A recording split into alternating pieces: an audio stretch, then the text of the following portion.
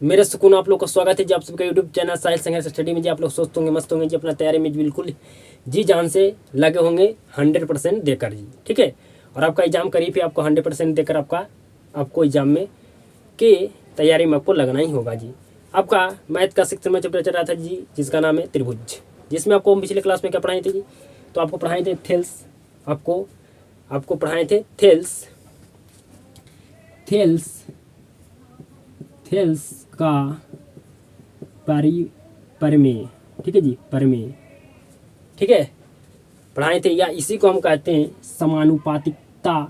का समानुपातिकता का परिमेय। ठीक है जी। अपरिमेय अपरिमेय आप नहीं समझेगा जी। अगर हमें कभी आपसे हमें से कभी बुला जाता है परिमेय, तो इसके लिए माफ़ करना जी। ठीक है जी, आपका होता है परिमेय। ठीक है, तो समानुपातिकता का परिमेय आपको पिछले क्लास में आपको हम पढ़ाए थे, उस पर आपको सवाल भी लगाकर कंप्लीट कर चुका जी। आज क्लास में हम पढ़ाने वाले हैं थेल्स परिमेय का विलोम। ठीक है जी, विलोम, या इसी को कहते हैं समानुपातिकता परिमेय का विलोम। ठीक है जी, समानुपातिकता परिमेय का विलोम। ठीक है जी। तो आज क्लास में 100% आप समझ पाइएगा, बिल्कुल 100% जी। तो आप लोग क्लास में शुरू से अंत तक बने रहिएगा। अगर क्लास में आपको 100% समझ में आता है तो इस क्लास को एक से जरूर करना जी। ठीक है जी। अगर आपको समानुपातिकता का परिमेय समझ में आपको आया है, तो आपको इस जो आज क्लास में पढ़ाने वाले हैं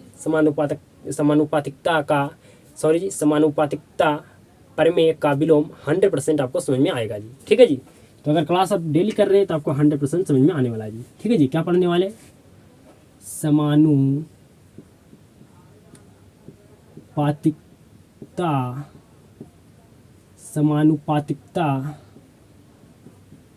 परिमेय का विलोम। ठीक है जी, या इसी को कह सकते हैं थेल्स परिमेय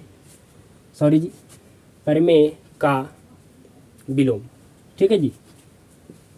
तो आप खुद से एग्जाम में परिभाषा कभी नहीं पूछेगा जी, लेकिन आपको समझने के लिए तो परिभाषा लिखना ही जरूरी है जी। ठीक है जी, बिल्कुल ध्यान से समझिएगा, बिल्कुल ध्यान से समझिएगा जी, तभी आपको 100% समझ में आएगा।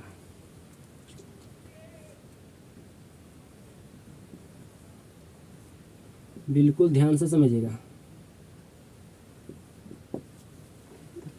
क्या लिखना है जी? लिखिए, यदि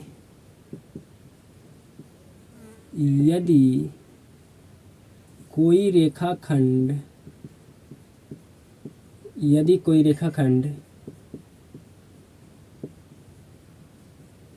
त्रिभुज की दो भुजाओं को समान अनुपात में बांटती है, तो वह रेखाखंड तीसरी भुजा की समांतर होगी। ठीक है जी, आपको समझ में आ चुका होगा 100% जी। यदि कोई रेखाखंड त्रिभुज की दो भुजाओं को समान अनुपात में बांटती है, तो तीसरी भुजा जो होगा वो क्या होगा जी? रेखाखंड के समांतर होगी। ठीक है जी, बिल्कुल ध्यान से समझिएगा। आपको अब बैठाना है जी। ठीक है, आपको क्या करना है? बैठाना है जी। तो AD DB AE EC। ठीक है जी, कैसे हम किए जी? आपको 100% समझ में आ रहा होगा जी, अगर आप रेगुलर क्लास कर रहे हैं तब जी। ठीक है, अगर आप जिस तरह से त्रिभुज के इस भुजा को लिख रहे हैं जिस तरह से, ठीक है, तो आप A से D चले, तो ये साइड भी आपको, मतलब ये भुजा भी जो आपका त्रिभुज का है, इसको भी आपको A से E चलना होगा जी। A से आप C नहीं चल सकते। ठीक है, मतलब आपको समान अनुपात में आपको क्या कर रहा है, ये दोनों भुजा के आपको क्या कर रहा है जी, आपका बांटती है, मतलब आपका समान रेशियो में यहाँ पर बांटता है जी। ठीक है, तो आपको यहाँ से ए से डी चले तो यहाँ भी आपको चलना होगा ए से ई जी। ठीक है, मतलब जिस तरह से ये भुजा की जिस तरह से आप बांटेंगे उसी तरह से ये भुजा के भी आपको बांटना होगा जी, क्योंकि यहाँ पर दोनों भुजा का आपको समान दर्जा दिया जाता है। ठीक है जी, और आपका डी ई आपका बी सी के समांतर होगा जी। जो आपका रेखाखंड ये खींचे हैं डी और ई, जो आपका समांतर होगा भुजा बी और सी के जी। यही आपका है समानुपातिकता परिमेय का विलोम या थेल्स परिमेय का विलोम।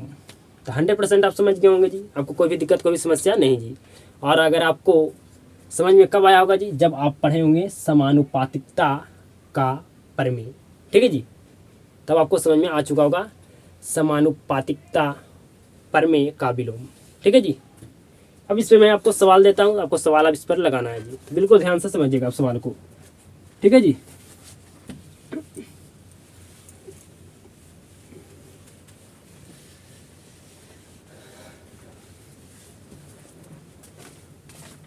बिल्कुल ध्यान से समझिएगा।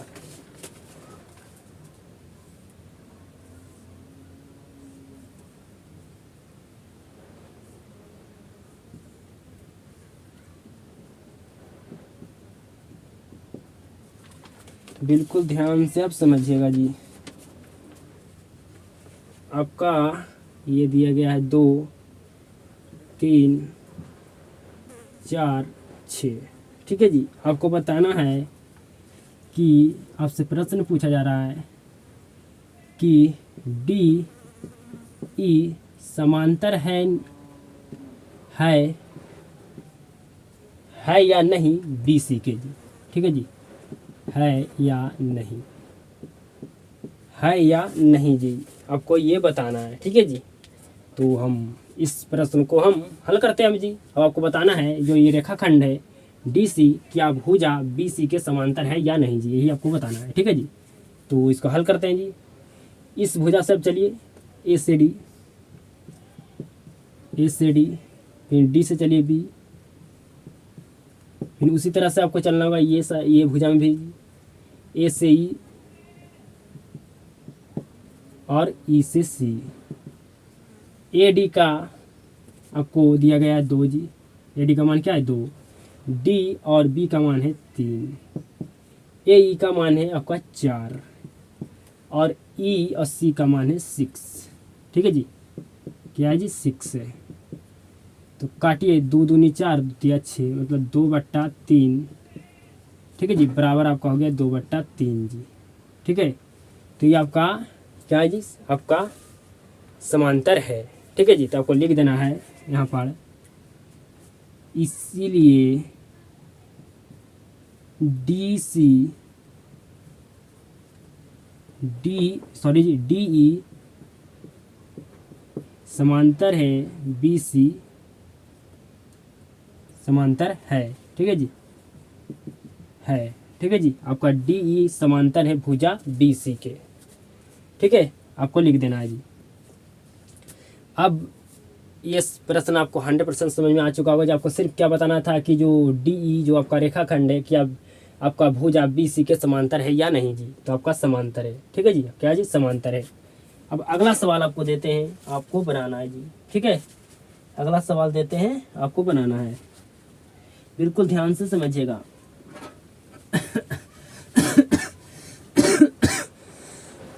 आपका प्रश्न यही रहेगा जी, सिर्फ आपका यहाँ पर आपको पूछाएगा प्रश्न में आपको कि आपका डी ई जो रेखाखंड है क्या समांतर है बी सी के, जो आपको पूछेगा जी। ठीक है जी, यहाँ पर मात्रा आपका चेंज हो जाएगा, 1.2 है यहाँ पर 1.6 1.8 0.4 जी।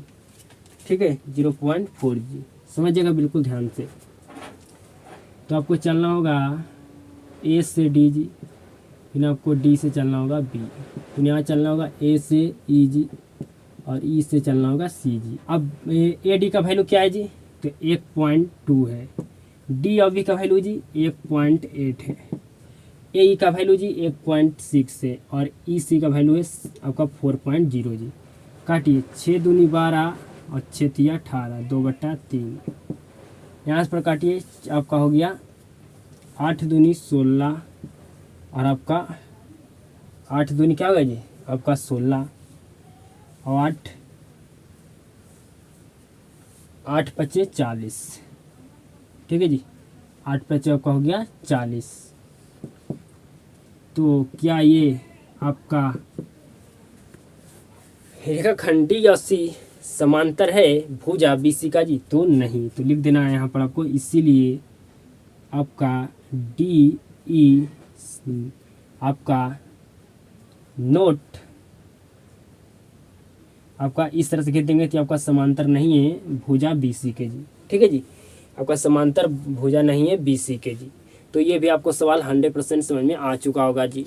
ठीक है, आप यहाँ पर और भी आप क्या कर सकते हैं, आप एक बार में यहाँ से कटा दिया, आप यहाँ पर पहले इसको आधा कीजिएगा फिर इसको आधा कीजिएगा, आप थोड़ा लंबा स्टेप लगेगा जी। ठीक है जी, लेकिन अब आपको क्या करना होगा, आपको कदम बिल्कुल ना कटने लायक हो उतना तक आपको काट कर यहाँ पर लेकर चलाना है जी। ठीक है, कि अब इससे आगे नहीं कटना चाहिए।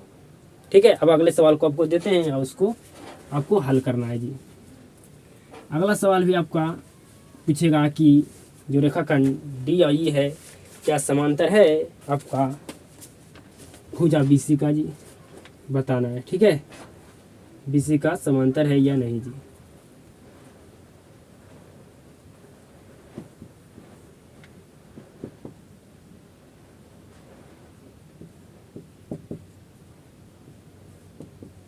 ये आपका सवाल है जी। ठीक है, ये आपको क्या है जी, सवाल है।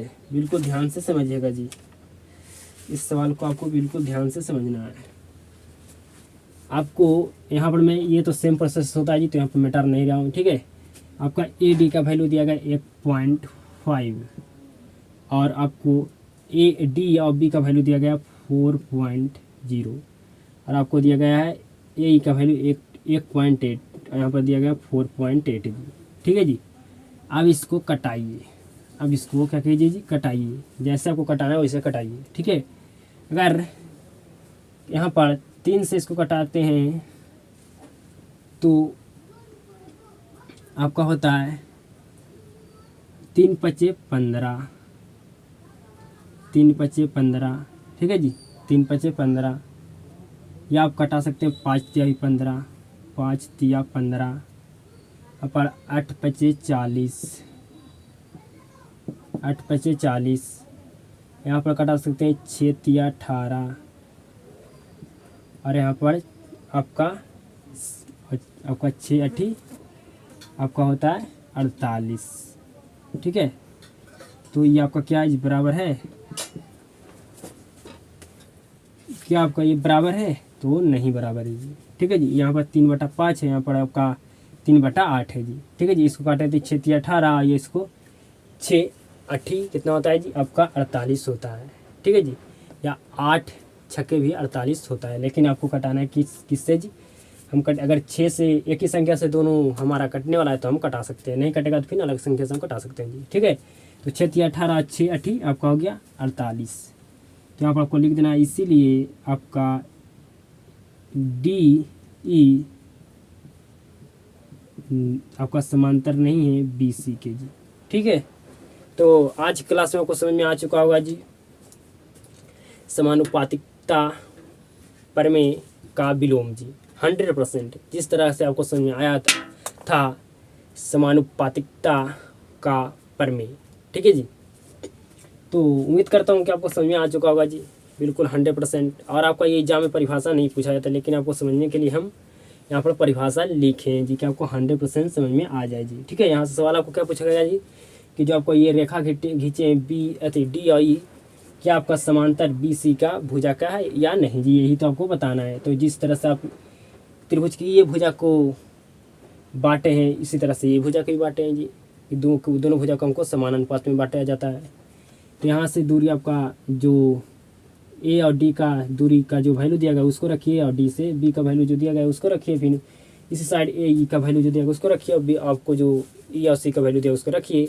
अगर दोनों आपका सेम आ जाता है तो आपका ये जो रेखाखंड है डी आई आपका समांतर हो जाएगा भुजा आपका बी सी का जी। अगर नहीं दोनों बराबर आता है आपका तो समझिए आपका ये समांतर नहीं है जी, रेखाखंड डी आई और भुजा बी और सी के जी। तो उम्मीद करता हूँ आपको 100% समझ में आ चुका होगा जी। अगर 100% आपको समझ में आया है तो इस क्लास को शेयर जरूर करना जी, और क्लास को देखने के लिए आपको शुरू से अंत तक धन्यवाद जी। और आप सभी के साथ मुलाकात होता है जी नेक्स्ट क्लास।